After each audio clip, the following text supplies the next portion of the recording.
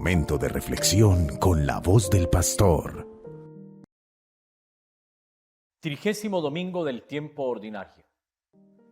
Lectura del libro del Eclesiástico. El Señor es juez, y para Él no cuenta el prestigio de las personas. Para Él no hay acepción de personas en perjuicio del pobre, sino que escucha la oración del oprimido. No desdeña la súplica del huérfano, ni a la viuda cuando se desahoga en su lamento. Quien sirve de buena gana es bien aceptado, y su plegaria sube hasta las nubes. La oración del humilde atraviesa las nubes, y no se detiene hasta que alcanza su destino. No desiste hasta que el Altísimo lo atiende, juzga a los justos y les hace justicia. El Señor no tardará. Palabra de Dios. El afligido invocó al Señor y Él lo escuchó. Bendigo al Señor en todo momento. Su alabanza está siempre en mi boca. Mi alma se gloría en el Señor, que los humildes lo escuchen y se alegren. El Señor se enfrenta con los malhechores para borrar de la tierra su memoria. Cuando uno grita, el Señor lo escucha y lo libra de sus angustias. El Señor está cerca de los atribulados, salva a los abatidos. El Señor redime a sus siervos, no será castigado quien se acoge a Él. Lectura de la segunda carta del apóstol San Pablo a Timoteo. Querido hermano, yo estoy a punto de ser derramado en libación y el momento de mi partida es inminente. He combatido el noble combate, he acabado la carrera, he conservado la fe.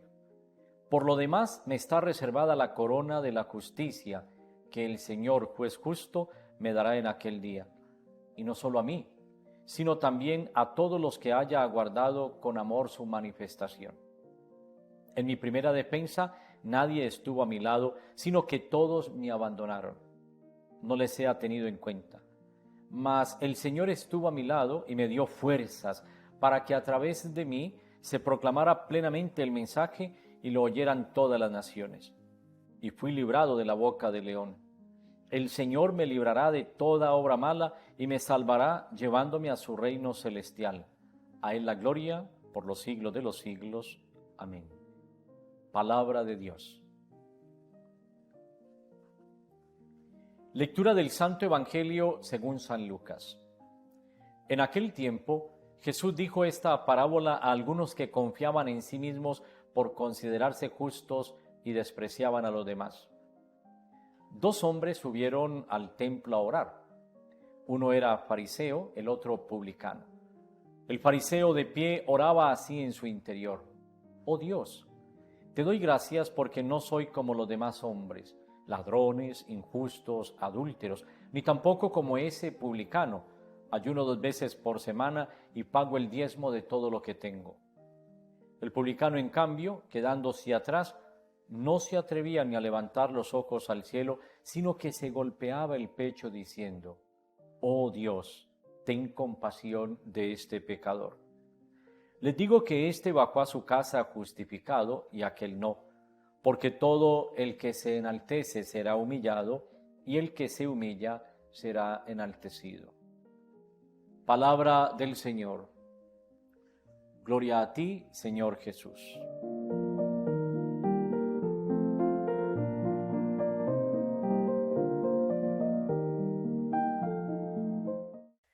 Muy queridos hermanos, hoy la palabra de Dios nos habla de nuevo del valor de la oración. El domingo anterior hablábamos de orar sin desfallecer. Y hoy hablamos de la humildad en la oración, la humildad para hablarle a Dios, la humildad para tener la disposición de escuchar la voz de Dios. Precisamente a partir de esta palabra que hemos proclamado, quisiera resaltar 3 ideas. En primer lugar, Dios escucha a los humildes de corazón. Hemos escuchado en el Evangelio de San Lucas esta hermosa parábola del fariseo y el publicano, 2 hombres que van al templo a orar. uno oraba de esta manera: oh Dios, te doy gracias porque no soy como los demás. Ladrones, injustos, adúlteros, tampoco como ese publicano. Ayuno 2 veces por semana y pago el diezmo. Aquel hombre fariseo se consideraba justificado. Era un estricto cumplidor de la ley. ¿Qué ocurría en la vida de este hombre? Estaba sujeto a unos formalismos y los fariseos, por cumplir la ley, se creían justificados. Por cumplir la ley se creían justos. Y ellos consideraban que la misericordia de Dios iba a actuar solamente en favor de los justos y no en favor de los pecadores. Entonces, prácticamente esta manera de obrar se convierte en una burla para Dios, porque ellos creen que todo le están haciendo muy bien, que son los perfectos, y por eso desprecian a los demás. En cambio, el publicano se quedó atrás. No se atrevía ni a levantar los ojos al cielo, sino que se golpeaba el pecho diciendo: oh Dios, ten compasión de este pecador. Y el publicano no era bien visto por los fariseos, cumplidores de la ley, por los maestros de la ley. No eran bien vistos. Ahora, ustedes podrán pensar en algunos de esos publicanos como Mateo, que cobraba impuestos, porque los publicanos tenían muy mala fama de extorsionistas, de ladrones. Entre ellos estaba Zaqueo. ¿Recuerdan ustedes ese pasaje hermoso de Zaqueo, cuando el Señor pasa y le dice: Zaqueo, baja enseguida, que hoy tengo que hospedarme en tu casa? Y ese día la casa de Zaqueo quedó bendecida y él decidió vivir un camino de conversión. Pero también piensen, por ejemplo, en la realidad de los niños, cuando Jesús dice: dejen que los niños vengan a mí y no se lo impidan, porque de los que son como ellos es el reino de los cielos. Hablando de la humildad, hablando de la sencillez. Aquellos chiquillos se acercaban también donde Jesús. A veces los discípulos querían impedir que ellos se acercaran, pero el Señor dice: oye, para ahí, ellos pueden acercarse. Dejen que los niños vengan a mí. Y nos recuerda la importancia de vivir esa sencillez, de vivir esa humildad. La Virgen María sí que lo entendió. El Magníficat es precisamente una alabanza, una oda a la humildad. Proclama mi alma la grandeza del Señor, se alegra mi espíritu en Dios mi Salvador, porque ha mirado la humildad de su esclava. María es modelo de humildad. Podríamos preguntarnos: ¿y cómo es nuestra oración? Cuando yo le hablo a Dios, dejo ver ese corazón transparente, sincero, lleno de humildad. O por el contrario, me acerco a Dios con arrogancia, tal vez hasta exigiéndole, haciéndole promesas que no voy a cumplir, reclamándole, renegando de mi vida, quejándome de mi situación personal, familiar, social, comunitaria. Cuando yo me acerco a Dios, ¿qué hago? ¿Asumo la actitud del fariseo, que erguido, con prepotencia y arrogancia, me dirijo a Dios? ¿O asumo la actitud del publicano, que ni se atrevía a levantar la cabeza? ¿Asumo la actitud del hombre y de la mujer humildes, que de rodillas delante de Dios reconocen su fragilidad, reconocen la humildad? En la primera lectura hay una frase que me encanta: la oración del humilde atraviesa las nubes. La oración del humilde atraviesa las nubes. ¡Qué hermosura! Por eso, queridos hermanos, no olvidemos, Dios escucha a los humildes de corazón. Dios escucha a esa madrecita que todos los días va, se arrodilla, le llora al Señor porque en su casa no hay alimentos, porque su esposo le ha abandonado, porque sus hijos son desagradecidos. Dios escucha el clamor de ese papá y de esa mamá que oran porque el hijo está en la clínica, porque ese hijo tiene que ser intervenido quirúrgicamente. Dios escucha la plegaria de esa esposa, de ese esposo, que están viendo cómo se muere un familiar y que están viendo cómo se desgasta esa persona física y emocionalmente, y cómo la familia unida en torno al dolor también sufre.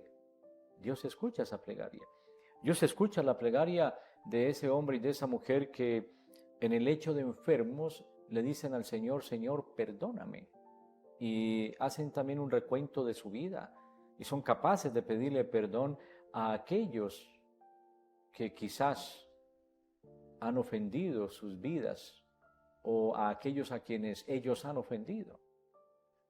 Dios escucha la plegaria de un niño cuando ese niño abre las manos y ora por sus papás para que no se separen, ora por sus papás para que puedan tener lo suficiente para sobrevivir. Dios escucha la plegaria de un pueblo que desde la humildad pide por la paz. Dios escucha las plegarias y el clamor del Papa, de los obispos, de los sacerdotes, de la comunidad en general, cuando realmente vivimos inmersos en la justicia, en la misericordia y en la compasión. Pero en esto tenemos que pensar en un adagio popular, en una frase que está acuñada en la sociedad: paisa, a Dios rezando y con el mazo dando. Es decir, tenemos que esforzarnos. Nuestra oración tiene que ser humilde, pero también tiene que haber un cambio de vida. Tiene que haber un cambio en nuestra manera de hacer las cosas. Tienes que hacer las cosas bien. Y de esa manera te unes más al Señor y el Señor escuchará siempre tu plegaria. El Señor escucha a los humildes de corazón. La segunda idea: la misericordia divina actúa en favor de los humildes y los pobres. Eso es maravilloso, porque en este texto sagrado que hemos escuchado del libro del Eclesiástico y del Evangelio de San Lucas, podemos percibir cómo la salvación es universal. El publicano representa a aquellos que no son judíos, que son despreciados por el mismo pueblo judío. Y entonces se nos abre un panorama. La salvación es universal. Es universal. El publicano representa esa salvación universal. Pero también descubrimos otra grandeza, y es que la ley sola por sí no salva. San Pablo va a decirlo hermosamente que la ley es un pedagogo. Y también Jesús en el Evangelio dice que no es necesario quitar siquiera un ápice de la ley, pero nos enseña algo fundamental: a Dios lo que es de Dios, al César lo que es del César. Y también nos enseña que el sábado ha sido hecho para el hombre y no el hombre para el sábado, que la ley ha sido hecha para garantizar la convivencia de los hombres, la convivencia pacífica, pero el hombre no ha sido hecho para la ley, porque entonces caeríamos en legalismos exagerados, como nos vamos llenando de leyes en nuestra sociedad y eso se vuelve a veces oneroso, molesto, y todo el mundo, así como hay tantas leyes, busca hacer trampa para violar la ley. Por lo tanto, la ley sola no salva. Necesitamos ir más allá. Necesitamos pensar en la caridad, pensar en la misericordia, pensar en la compasión. Porque la compasión nos lleva a ponernos en los zapatos del hermano. Por eso durante estos días hemos hablado de la parábola del buen samaritano, hemos pensado también en la parábola de la mujer samaritana que se encuentra con Jesús en el pozo de Siquén, hemos pensado en el ciego de nacimiento, el ciego de Jericó, que termina contemplando de nuevo la realidad del mundo porque el Señor le ha sanado, porque le ha liberado. ¿Eso qué significa? Significa que más allá de la ley tiene que haber una actitud de misericordia y de compasión, pero también tiene que haber una apertura de nuestro corazón. Escuchando esta palabra podríamos preguntarnos: ¿y de qué manera sentimos nosotros que Dios es misericordioso? Para Dios, como dice el libro del Eclesiástico, no cuenta el prestigio de las personas, es decir, para Dios no hay acepción de personas, y menos en perjuicio del pobre, porque Dios no desprecia al huérfano, ni desprecia a la viuda cuando desahoga su lamento, ni desprecia a esa madre que está llorando cuando se dirige en una oración clamorosa. Pues, queridos hermanos, la misericordia, lo hemos dicho, triunfa sobre el juicio. Y la misericordia divina es bondad, es dulzura, es ternura. Dios quiere perdonarnos. Dios nos ama y porque nos ama nos perdona. En su Hijo Jesucristo nos ha dado la muestra y garantía de esa misericordia, de ese amor. ¿Cuál es la primera palabra de Jesús en la cruz? Padre, perdónales porque no saben lo que hacen. Ya entendemos entonces cómo la misericordia de Dios actúa de una manera esplendorosa en favor de cada uno de nosotros. Esa misericordia que llega a nuestro corazón tiene que convertirnos también a nosotros en seres misericordiosos. Y de esa manera, como seres misericordiosos, aprender a mirar a los demás con dulzura, aprender a perdonar de corazón, aprender a reconciliarnos, valorar la vida, ser responsables como padres, madres de familia, como esposos, tratar siempre a los demás con equidad, con justicia, con actitudes de compasión y servir a los demás como servidores auténticos y anunciar el Evangelio y ser misioneros y dar la vida. Ese es el camino, queridos hermanos, y sentir que la misericordia de Dios es bondad para la humanidad, que la misericordia de Dios actúa siempre porque el Señor está pronto y presto a perdonarnos. A veces nosotros somos los impacientes. Queridos hermanos, no olviden, Dios nos escucha. Dios atiende siempre nuestra plegaria. Como lo hemos dicho con el salmista, si el afligido invocó al Señor, Él lo escuchó. Si el afligido, en medio de las tribulaciones, le habla al Señor, el Señor atiende esas tribulaciones, atiende ese clamor de aquellos que están tristes, afligidos, que están dirigiéndose a Él con amor, pero que además viven un cambio de vida propio, personal. Y la tercera idea, queridos hermanos, la encontramos en esta carta hermosísima, la segunda del apóstol San Pablo a Timoteo. He combatido el noble combate. ¿Cuántas batallas, como lo hemos dicho en estos días, hemos tenido que librar a lo largo de la vida? ¿Cuántas batallas? Y batallas que hemos perdido. Batallas que el maligno nos ha ganado. ¿Cuántas batallas? Pero si libramos esas batallas de la mano de Dios, ocurrirá un milagro, como en el caso de David con Goliat. David, que pudo acabar con la vida de ese filisteo y vencer en la batalla con el brazo poderoso y la mano extendida de Dios. O el pueblo de Israel, cuando salió de Egipto, también sintió ese brazo poderoso y la mano extendida de Dios, porque Dios nos protege, porque alrededor nuestro se da como una especie de coraza o de escudo protector, un escudo divino que nos protege de todos los males y de todos los ataques. Las batallas las podemos librar, podemos combatir desde la fe de la mano de Dios y saldremos triunfantes. ¿Esto qué implica? Como dice San Pablo, conservar la fe, aún en medio de las tribulaciones, y saber que hay pruebas, y saber que hay dificultades, y saber que hay obstáculos, y saber que hay problemas, pero podemos conservar la fe, que mi fe sea una fe intacta, aún en medio de esos problemas y dificultades. Y luego, recibir, como dice San Pablo en esta carta a Timoteo, recibir una corona de justicia. San Pablo lo expresa de otra manera, también muy hermosísima. He corrido la carrera para llegar hasta la meta y para recibir una corona de gloria que no se marchita.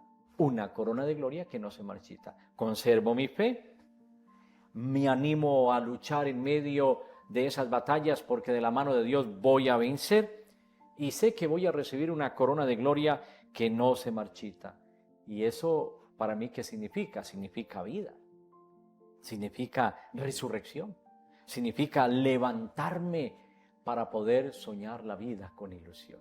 Que la Santísima Virgen María nos ayude a vivir este caminar pensando siempre en que la misericordia de Dios es más grande que nuestras propias debilidades y flaquezas, y que esa misericordia actúa precisamente para fortalecernos, para que nuestra fe se vuelva una fe sismo resistente. No olvidemos entonces, Dios escucha a los humildes de corazón.